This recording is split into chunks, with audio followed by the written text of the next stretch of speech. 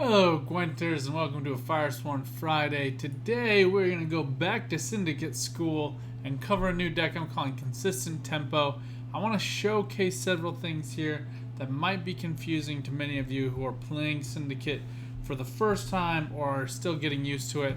Again, I've had some other decks I've already released this season. Personally, I like Firesworn the most. There's some other things you could do with Hidden Cache, but I want to showcase some of these things. I think if you really want this to be super competitive, I'd throw in like an Adalbertus. We'll show you him. For the Purify, you can use that offensively or defensively. I would suggest offensively on some Veiled units. And then the Poison package is quite good, especially if you venture out of Devotion. But here we're going to be running Devotion to showcase some of our favorite cards and some cool stuff that you can do with the Syndicate faction. So let's run through. Passive Flora, in my opinion, is a must include this season. I've run into like one, maybe two Bomb Heavers out of the last 50 games on ladder. So, you know, scenarios play really well right now. Passive Flora is one of the best scenarios. And even if it does get removed by Karathi Heatwave, which does happen, you'll still get this Sly Seductress to stick. And we're running Adriana the Mink and two Sly Seductresses right here that we can use for just some crazy point generation. They do require your opponent to play cards in order to act as engines, but if you get two of them out on the board, doesn't matter what card it is, so tutor cards end up boosting them by 2 each, so that can be really nice. Jacques, I just love Jacques. Jacques is such a great spender. He's such a great card for final round. And since we're not running much Firesworn, you can kind of just play him last and choose what you want to do. You can keep the coins. You can spend the coins to bring in his compatriots here, these Flaming Rose Footmen, for an additional 6 points. So we can just drop down for a tidy 12 points and spend whatever excess money you have left by single digits instead of by doubles. Sea Jackal is the other good spender here. I know there's some other videos out there with like Clown's Cove, I think is one of the decks that they're calling it.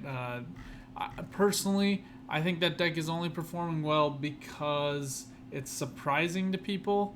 I don't think that the value overcomes what you can do with Hidden Cache. Just thinking in terms of points, the ability to reduce hordes by 2 coins allows you to do so many different things with your coins. I think over-focusing on just flying Redanian misses the value on so many other cards. Lieutenant von Hurst, Saul de Navret. I think also here Sewer Raiders being able to come out. You can just type in any of these Horde cards here too. You can use Vita and Aelia. Kind of a fun card. Mutant Killer's good, but also Passive Flora Peaches. Being able to just drop down into a horde of 2 is just really, really helpful.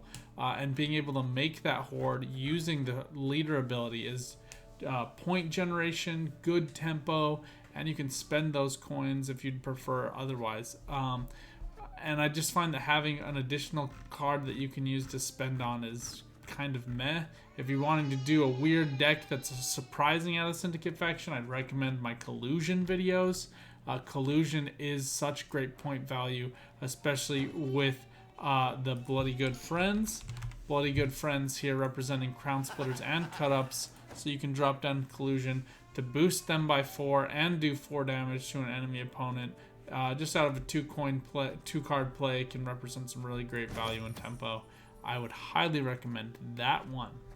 That all being the case, let's jump in, show you a bit how Hidden Cache works, why it's something I think that is so competitive now and will continue to be competitive so long as it sticks around for Syndicate. I think other cards, if I was to pick some of my favorite cards in the Syndicate faction, we have Bincy Blummervold in here. I know a lot of people don't love her. I do.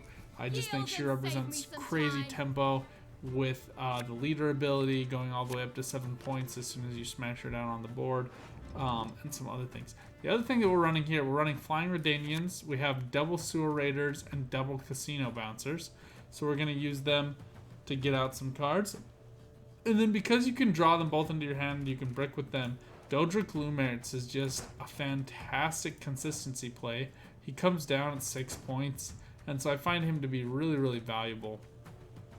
in a lot of these tempo up situations and when you're just concerned about what cards you have. Mutant Hound is actually a decent spender, oddly enough. You often need that extra armor. But here, I think we're just, so that being the case, we're going to put back our Sea Jackal. I think we'll be using him more in a later turn. There isn't a lot of coin generation that we have other than this tax collector, and I don't really feel the need to keep a big base card against Skellige. Okay, so things to do. Number one, you can use these coins whenever it's convenient for you. There's no synergy cards here. Like Vinci Blummerfold is going to gain points every time you gain coins. So seeing as we have no synergies, we're going to go ahead and drop these coins down. And then we can go ahead and pull out these Sewer Raiders. They have a horde of 4 normally, but it's dropped down to 2 with this leader ability. So we can go ahead and play out Sewer Raiders without having to play anything. We get 1 thinning card out. Casino Bouncers is the other one. We don't have to play anything. We can pay this fee of 1 using leader ability, or you can actually use Insanity, which is going to damage them by 1. And if you do that, it's going to call out their other friend from your deck as well. So lots of stuff we can do to kind of mix things up, and I think really put some tempo and pressure on our opponent. Dodric, the one thing I will say, I would highly suggest getting out an agent first. Whatever, whoever, however that agent might work or be, you want them out on the board. Sly Seductress is one of the premier ones that we can use, but you want them out on the board so that he can gain Zeal. But right now, what we're actually going to do, we'll use our Mutant Maker here to come down and get us 3 more coins. Then when we drop down our Tax Collector, it's going to pull out Flying Redanian at a horde of 7. So you can see here, we just need to string together 3 coins somehow, plus like a Tax Collector to get that 7th coin. And having those cards is going to, those coins is going to get us cards. Gotta enunciate here. So here we go. You'll see it go up to 7. Boom, out comes Flying Redanian. We're still taking damage. I don't mind this Greatsword going all the way up to 10. It's going to cap out there, and I don't really want to kind of mess with it. We do carry Philippa Eilhart in this deck, and so we are able to kind of make some use and value out of that. I did anticipate our opponent would spend some removal here, trying to get some of these units off the board. That's fine with us. I kind of wish we would have gone up to 8 so these Casino Bouncers wouldn't drop us down to 6 coins. But sitting at 6 isn't so bad, especially when you consider you go over to the next round with half of your coins rounded down. So if I had 7, I'd get 3 next turn. If I have 6, I also get 3 next turn. So it doesn't really matter one way or the other where that sits at for me. We see Crate Raider come down. They threaten. Dire Mutated Hounds don't play for nearly as much value with them. So here we're just going to play a Passive Floor Peaches. She's just a good general engine. You only have to have a horde of 2 in order for them to work. So they can be really effective at just staving off some of the opponent's craziness. Here we are down by quite a few points, and our opponent continuing to pour on the sauce. I'm not 100% sure why they felt the need to really douse that in. Maybe they have some cards they don't want to lose. Dire Mutated Hounds gain 2 points every turn, as does Von Hurst with this horde of 2. But I don't think that's enough to cover us. So here we would go up to 8 points, so 24, and then we could get another 6 points maximum. So 30 points would be the maximum number of points we can get in 2 plays. So here we're going to go ahead and pass. And the 6 points I was referring to Dodric here. Now we are looking for Passive Flora. Passive Flora is a must. If you can't get Passive Flora, you are in a bad way. Jacques is really helpful, and he can really help us tempo up, tempo down, whatever we want to do. Yeah, he's pretty nice. And I think here getting to our 7 coins is actually quite helpful. I like having both Sly Seductresses. Since we don't have Passive Flora, though, we are going to cycle them back through.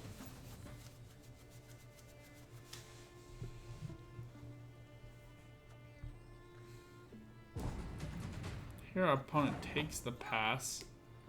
So I think we are going to go ahead and use one of these Sly Seductresses.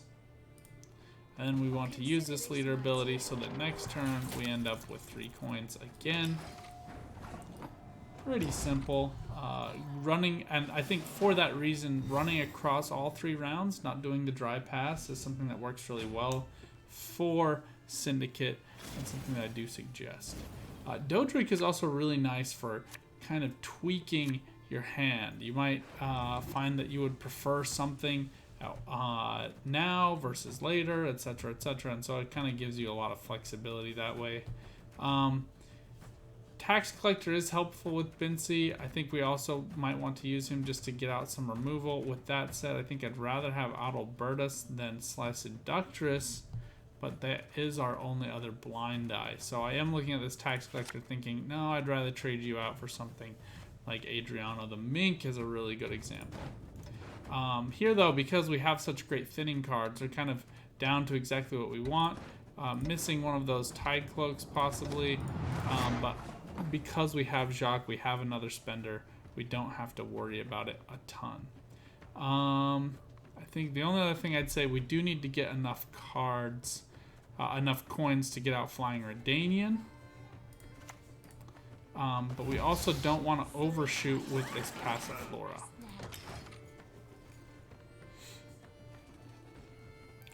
And you can, if you prefer, drop down a shield onto these Sly Seductresses. Here, just because of the other cards I'm running, I'm fine with my opponent kind of going all in and trying to get rid of my stuff.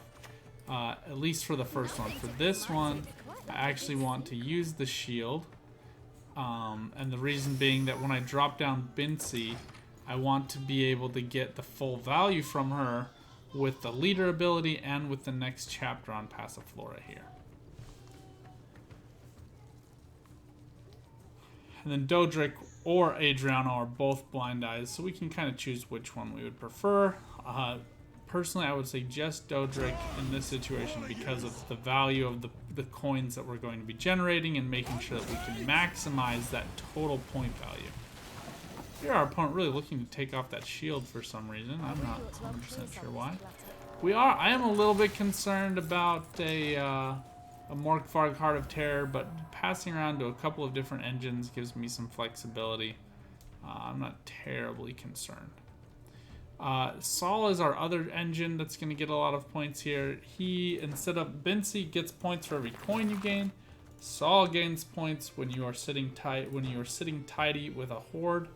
I think we're going to see Hjalmar here come and grab a 6-point unit to erase this Sly Seductress. Just a decent play. Personally, I probably would have waited to get something else in here to get rid of Bincy later on, but maybe he's already planning on that Morkvarg Heart of Terror play. So here we're going to go ahead for Dodric. We don't control an agent because that Sly Seductress has been killed off. I'm not super concerned here. We could have gone for Adriano. He is an agent. He would spawn a Sly Seductress. But I want, like I was saying before, I want to make sure I'm getting to the maximum value of coins. And then I'm also spending and using them as best I can. Philippa plays really well here as well to go ahead and steal things that are nice and pretty on the opponent's side, I guess. There are some spenders we could use. I think here, though, we're just going to get out a Dire Mutated Hound. Actually, let's go for Saul first. Saul represents 3 points per turn because of where we're sitting at with our cash. It's also dangerous to damage Flying Redanians, in my opinion, because if this dies off, it's going to come back at full 3-point value. So it is something that our opponent should be thinking a little bit more about. Maybe War of Clans is an interesting one to come down here. Dodric dying is unfortunate, but like I said, we already have what we want, so it's not the worst thing in the world. We are going to take this 3 damage from Ancrate Warrior and random damage here from Harald. Again, we're fine with what just happened. And here we can go ahead and get out either Von Hurst or Dire Mutated Hound. Having seen 2 Stunning Blows and a War of Clans, I'm fine with Von Hurst here. We also get Flying Redanian back out again. Opponent here spending a lot on removal. And that's kind of working for them. Here, I think our next play is going to be Philippa Eilhart onto this Harald, just because he represents good value going forward for our opponent with those perpetual warrior damages. And 10-point units just being slightly out of reach for us. You do have to remember that they go to that same row. Here we drop down to 4 coins. So Saul being boosted by 2. Von Hurst still getting that horde of 2. And Passiflora Peach is still getting that horde of 2. Adriana the Mink we can kind of hold on to. We don't really need to make a choice on right now. I think we'd probably actually prefer to just save him for a later round. Here, Dire Mutated Hound is going to take some damage, just 1 from this Encrate Longship. So something we'll have to watch. They are a 2-point engine every turn. I think Bincy continues to be what is likely to be a Morkvarg Heart of Terror play for our opponent. And we have 6 cards here, so we do have room for Jacques. We are going to spend to use his ability. It does represent 6 points for us.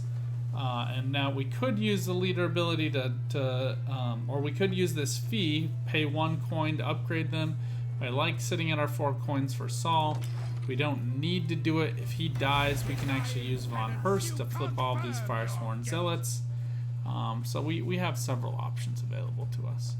Now, Adriana the Mink is going to spawn a 4-point Slice Adductress, which is more value than this 2 points boost to Saul. However, we need a horde of 2 in order to generate 3 points here. So, because we'd be gaining 2 to go up to 6, and spending 5, we would drop back down to a horde of 1, which would be a suboptimal play.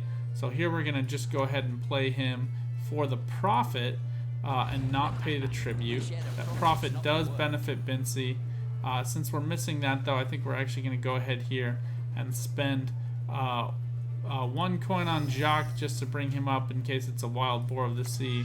And then we'll flip one of these Firesworn Zealots and sit pretty at... actually, we'll spend 2 more, sorry. And I'll explain my math in a second. But now, Saul de Navarrete is only getting 1 point per turn, but we were able to gain 2 points from flipping those units over. So the horde of 2 is the most value for us with Von Hurst and Passiflora Peaches. Hemdall here, I'm glad we did that too. Hemdall being the choice from our opponent. Only hitting 1 of the armor, so that was a little bit unfortunate. But as you can see, we were able to make some really great plays. It doesn't get as cluttered as a Fireswarm deck. Some great removal with Philippa, being able to steal over cards. Personally, I think it's a pretty fun way to play. I actually really like a lot of these revisions that we've seen to the thinning cards. I think Casino Bouncers and Tide Cloaks and our Tide Cloak friends are exceptional value. Really great tempo plays, and that you can make these without any other requirement. The fact that you can make these without any other requirement is quite good, right?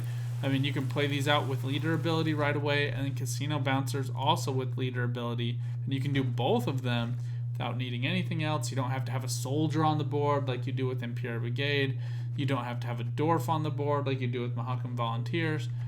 So in terms of parity to other decks and other factions, I think that these thinning cards are something that you should not overlook, that they do find great value. And I think that in here are a lot of engines, notably epic cards instead of legendaries, that you can get some really great value out of, that you can play around with, and that you can have some fun with. Bincy's also an epic card, so really good value there. Now, Philippa, Jacques, and Passiflora are all legendaries.